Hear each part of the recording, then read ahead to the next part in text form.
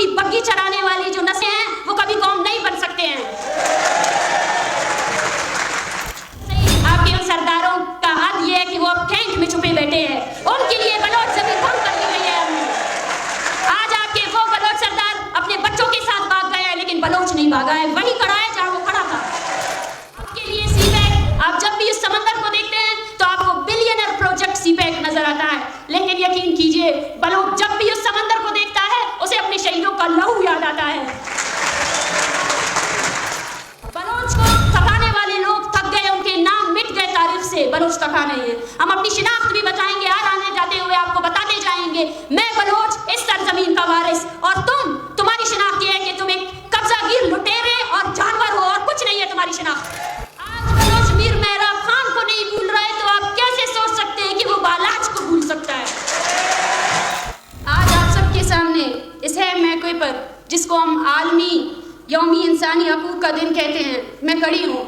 मेरे लिए ये एक दुख और दर्द का दिन है, इसलिए कि मेरी कौम ने जिंदगी जीने का जो एक हुनर है वो हम भूल चुके हैं। हम इंसानी हकूक को भूल चुके हैं कि इंसानी हकूक क्या है। हम तालीम के हकूक की गुमशुदगी का दिन, जिसके बाद उसकी तंजीम ने इसको बलोच लापता अफराद के दिन के तौर पर मनाया, हम उस दिन को भी मनाएंगे और आपको याद दिलाएंगे कि आपने हमारे कितने हजारों नौजवानों को अपने कुली कैंप और अपने जिंदानों में डाला हुआ है। अरे बलोच ने तो 13 नवंबर के दिन को आज तक जो है ना वो मना रहा है। वो 13 नवंबर जब मीर मेहराब खान ने अंग्रेजों के सामने मुजम्मत की, आज बलोच मीर मेहराब खान को नहीं भूल रहा है तो आप कैसे सोच सकते हैं कि वो बालाज को भूल सकता है। आज आइन की शकों पर बात की गई, लेकिन हमारे लिए और आपके लिए जानना जरूरी है कि एक मुल्क जो 30 साल तक अपना आइन नहीं बना सका, एक ऐसा मुल्क जिसने 28 मरतबा अपने आइन में तरामीम की और उन तमाम तरामीम में अपने फाशिस्ट फौज को इख्तियारात दिए, उस आइन की कोई कीमत, कोई कदर हमारे आंखों में नहीं है। हम अपना आइन खुद बनाएंगे। वो आइन ये है कि हमें हमारी जमीन में जिंदा रहने का हक दिया जाए। हर वो हक जो एक इंसान पर वाजिब है, जिसको मिलने चाहिए वो मिलने चाहिए। हम हर उस हक के दावेदार है जो तमाम इंसानों को पैदाइशी तौर पर दिए गए हैं। हमने किसी की जमीन पर कब्जा नहीं किया है।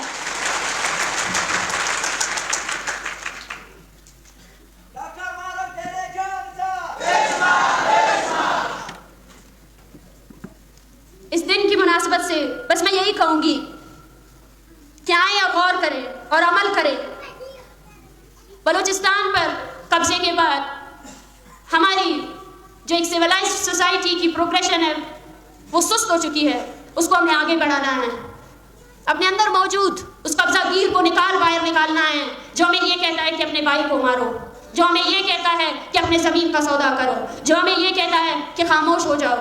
जब तक हम उस कब्जागीर को बाहर नहीं निकालेंगे तब तक हम कभी भी इस मुज़म्मित के साथ अमली तौर पर एक नहीं हो सकते हैं। और आज के इस दिन बलूचिस्तान को अमन, इंसाफ और वक़ार के लिए हम ऐद करेंगे। इसके अवाम को वही आज़ादी और वही हकूक़ चाहिए जो इंसानी हकूक़ के आलमी मंशूर के तहत वादा किए गए थे।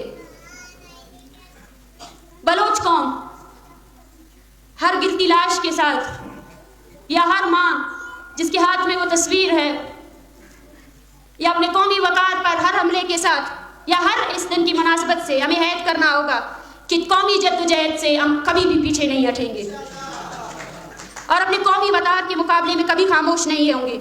जब तक जुल्म है हम मुज़म्मत करेंगे, जब तक खामोशी है हम बोलेंगे और जब तक उम्मीद है हम एक बेहतर कल के लिए कोशिश करते रहेंगे और उसके लिए हमें नस्लों की कुर्बानी देनी है। तो इस नस्ल को कुर्बानी देकर ही आगे की नस्ल को मुज़म्मत का देर पहुँचाना चाहिए।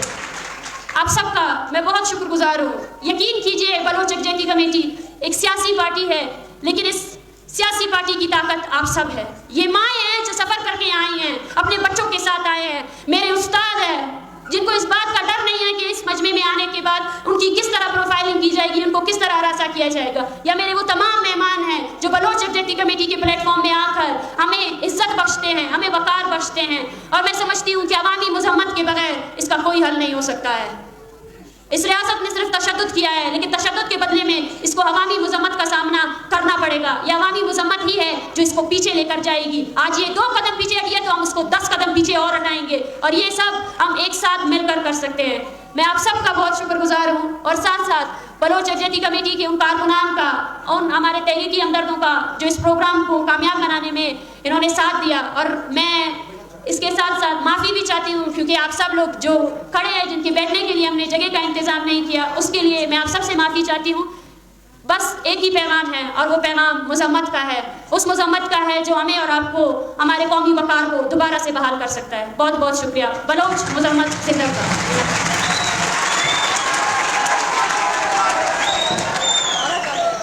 को भूल चुके हैं, रोजगार के हकूक़ को भूल चुके हैं। हम तो अपने वसाइल से भी दस्तबरदार हो चुके हैं। क्यों? क्योंकि हमें इसलिए बावर करा दिया गया है कि हम इंसान नहीं हैं। ये हमारे लिए नॉर्मल बना दिया गया है कि हमारे लिए हमारे प्यारों की जो कच्च है वो एक गिनती की तरह रह गई है। हम गिनते हैं उंगलियों में कि नवंबर में 200 लोग उठा लिए गए, अक्टूबर में 400 लोग उठा लिए गए, नवंबर में 10 लाशें मिली। यकीन कीजिए ये एक बेहिसी है, और अफसोस है मुझे कि मेरी कौम इस बेहिसी को ज़िंदगी कह रही है। मुझे अफसोस है कि हम बेहिसी को ज़िंदगी कहकर, ज़िंदगी का नाम देकर जीते जा रहे हैं। ये दिन महज एक तारीख नहीं है, बल्कि एक याद दहानी है, एक इक़दाम है, एक मुतालबा है हर इंसान का कि वह अपनी इज़्ज़त, आज़ादी और हकूक़ का तहफ़्फ़ुज़ का वादा करेगी। चाहे वो किसी भी नस्ल, अक़ीदे या उसकी पैदाइश कहीं पर भी हो, वो अपने इंसानी हकूक़ से, अपने कौमी हकूक़ से दस्तबरदार नहीं होंगे। आज हम बलोच यकजहती कमेटी के बैनर तले जमा हैं। हमारे दिल बोझल है, क्योंकि इससे पहले सिर्फ 2 मिसिंग पर्सन्स फैमिलीज़ ने अपनी कहानियाँ सुनाएं, और मैंने देखा कि हम इस्तराब का शिकार है। हम उन कहानियों को सुन नहीं सकते जो ज़िंदगी हमारे लोग गुजार रहे हैं। उसको सुनकर हम शायद एक वक्त के लिए इस ख्याल में चले जाते हैं कि हम जिंदा भी हैं या नहीं हैं। आज के दिन हम बलूचिस्तान में जारी इंसानी हकूक़ की पामालियों, बलूचिस्तान में नस्लकुशी पर रोशनी डाल रहे हैं। हमारी कौम के इंसाफ, मसावत और बावकार ज़िंदगी के लिए बुलंद किए गए नारे, वो नारे जो हर बलूच ने लगाए, उन नारों को दोहरा रहे हैं, उन नामों को दोहरा रहे हैं जो हमारे लिए जिंदा है। यकीन कीजिए, जब रियासत पाकिस्तान ने अपने बदतहजीब होने का सबूत ये देते हुए दिया कि आओ 50 लाख रुपए ले जाओ और भूल जाओ कि तुम्हारा प्यारा कभी लापता था या नहीं था, हमने उसके जवाब में ये कहा कि तुम हमारे सारे के सारे वसाइल लूट चुके हो। उसके बाद भी हम तुमसे मुतालबा यही करते हैं कि हमारे प्यारे तुम्हारे किस कोठरी में बंद है उसको लेकर आओ। ये हमारा हस्म है कि ये तस्वीरें सब अब सिर्फ इन खानदानों के हाथ में नहीं, बल्कि हर बलोच बच्चे के हाथ में होंगी। देखिए तो सही, आपके लिए मजमा इकट्ठा करना कितना मुश्किल हो गया है। बिलियनर लगा दिया आपने। देखिए तो सही कि आपने क्या क्या कुव्वत आजमाई नहीं की, लेकिन बलोच आज भी वही खड़ा है जहां वो 1948 में खड़ा था। एक इंच भी पीछे नहीं हटा है। आपने नाम निहाद सरदार बनाए, लेकिन देखिए तो सही आपके उन सरदारों का हद ये है कि वो अब कैंट में छुपे बैठे हैं। उनके लिए बलोच जमीन भंग कर दी गई है हमने। आज आपके वो बलोच सरदार अपने बच्चों के साथ भाग गए हैं, लेकिन बलोच नहीं भागा है, वही खड़ा है जहां वो खड़ा था।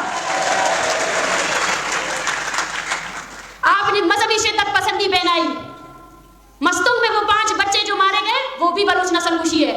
लेकिन देखिए तो सही, हैरान कुन बात तो देखिए तो सही कि आज बलोच का मौलवी भी बलोच हकूक़ के जंग में अपने अवाम के साथ खड़ा है।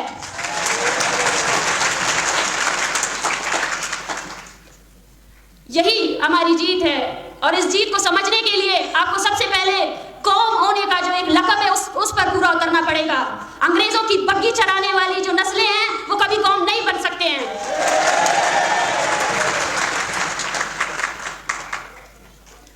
और हमारी कौम की ये जंग हमारे कौम की आने वाली नस्लों की बावकार जिंदगी के लिए जारी रहेगी।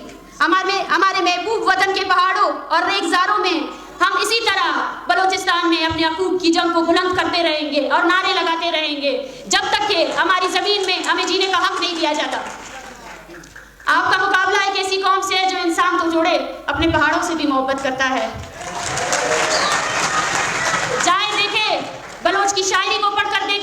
उसने मोहब्बत के कसीदे सिर्फ और सिर्फ अपने ज़मीन के लिए लिखे हैं। आपके लिए सीपैक, आप जब भी उस समंदर को देखते हैं तो आपको बिलियनर प्रोजेक्ट सीपैक नजर आता है, लेकिन यकीन कीजिए बलोच जब भी उस समंदर को देखता है उसे अपने शहीदों का लहू याद आता है, क्योंकि उस समंदर की रखवाली के लिए लहू दिया गया है और उस लहू का हिसाब कुछ नहीं, बिलियनर नहीं, ट्रिलियनर नहीं, आप कुछ भी सौदा करके देख ले, हम उस जमीन को, उस समंदर को आपको बेचने नहीं देंगे।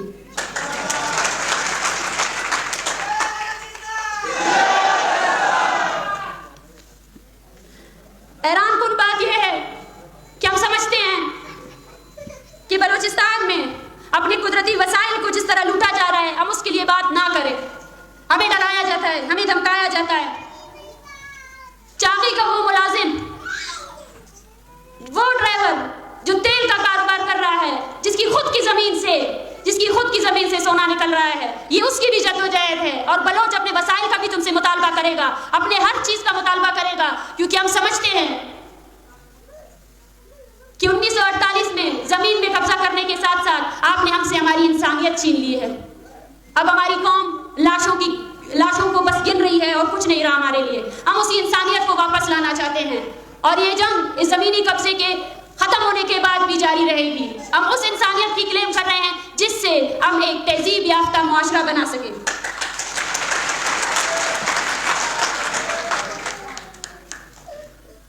जब मैं गवादर गई, हमें भूलना नहीं चाहिए कि हमारी जमीन के एक एक कोने में रहने वाले बलूचों को किस तरह जबर और किस तरह की अजियतों का सामना है।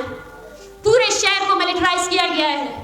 जिस तरह आज इस कॉन्फ्रेंस को रोकने के लिए बाहर 2 डेस्क लगाए गए कि बताओ तुम्हारी शिनाख्त क्या है, उसी तरह ग्वादर, आवारान, बालगतर, बलूचिस्तान के कोने कोने में घरों के अंदर इन्होंने छावनियां बनाई हुई हैं और ये कहा जाता है, यार आते जाते से पूछते हैं बताओ अपनी शिनाख्त, तुम कहां से हो, कहां से लाए गए हो। ये दरअसल हमारी नहीं बल्कि अपनी शिनाख्त ढूंढ रहे हैं। मैं चाहती हूँ उन सबसे कि वो अपने लिए एक शिनाख्ती कार्ड बनाए ताकि उन्हें पता चल सके कि वो कौन है और कहां से आए हैं। बलोच थका नहीं है, बलोच को थकाने वाले लोग थक गए, उनके नाम मिट गए तारीफ से। बलोच थका नहीं है। हम अपनी शिनाख्त भी बताएंगे, यार आने जाते हुए आपको बताते जाएंगे मैं बलोच, इस सरजमीन का वारिस, और तुम्हारी शिनाख्त ये है कि तुम एक कब्जागीर, लुटेरे और जानवर हो और कुछ नहीं है तुम्हारी शिनाख्त।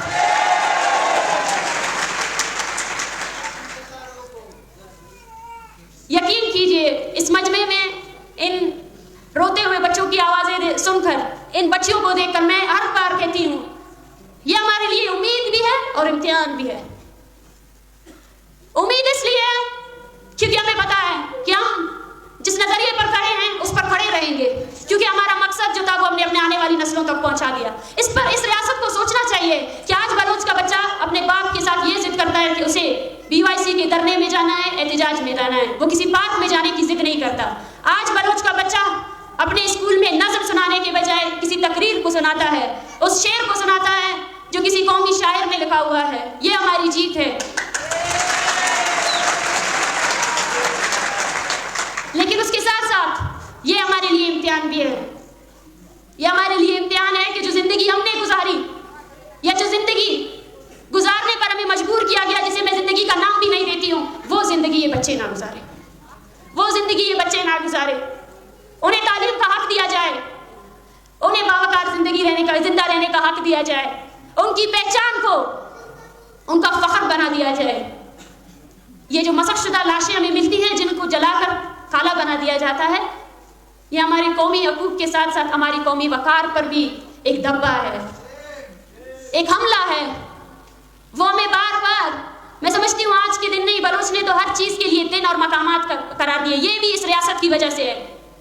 25 जनवरी का दिन आने वाला है, वो दिन जिस दिन तूतक में सैकड़ों की तादाद में लाशें बरामद हुई, वो दिन जो बलोच नस्ल कुशी का दिन होगा, वो दिन जिस दिन बलोच अपने हर शहीद की वारिसी का ऐलान करेगा और उस वारिसी के ऐलान के साथ साथ ये भी ऐलान करेगा कि उसके नजरिए को आगे लेकर जाएगा। इसी तरह हमारे तारीखी मकामात वो भी रियासत ने खुद बनाए। देखिए तो सही, तलाक की पहचान एक चेक पोस्ट थी, लेकिन उस तलाक की पहचान आज कौमी मुजम्मत की जगह है। वो 28 जुलाई जो शायद आपके कैलेंडर में एक तारीख है, लेकिन उस 28 जुलाई में बलोच राजी मुच्ची पर आपने जिस कदर जबर और तशद्दुद का इस्तेमाल किया, उसकी वजह से ये आज हमारी कौमी याददाश्तों का हिस्सा है। हम हर दिन को मनाएंगे 8 जून जाकिर मजीद की